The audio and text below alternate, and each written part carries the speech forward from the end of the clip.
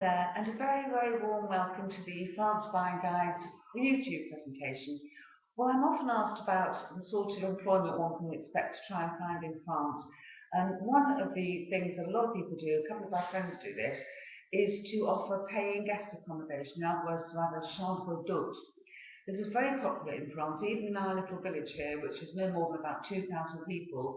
There are actually three chambres d'hôte, all of which seem to make a fairly good living. Now, demand obviously varies from region to region. The more sort of touristy the area you're in, the better.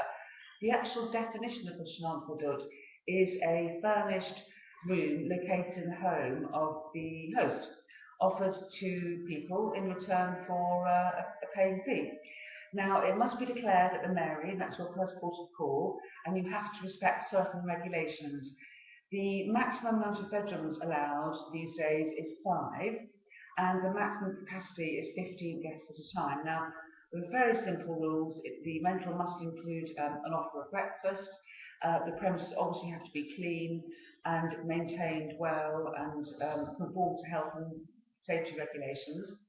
Each bedroom must have direct or indirect access to a bathroom and a WC, and must comply obviously with standards of hygiene. You also have to provide the basics of comfort such as towels and bed linen, etc.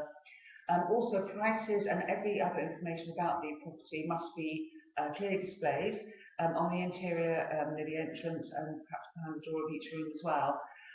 You have to make a declaration to the mayor, a certain form, this is France, that you have to fill out before you start your chambre d'hôte, but that's your first port of call. In some places there may be a tax and social contributions, but these are quite small. Again, ask your mairie about that.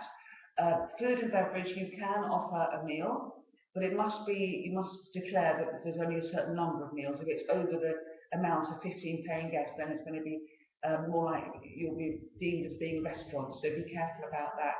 Also, with alcohol, you will need a license, and that can be quite complicated. There are 3 different sorts of licenses in France. If you just offer soft drinks, you don't need a license at all at the moment.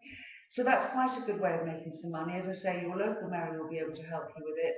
Many people do it, and if you have a large house or perhaps a gîte or something like that, or a separate building, it can be even easier for you to have a bit of privacy for yourself.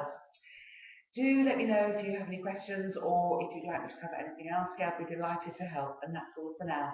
Bye bye.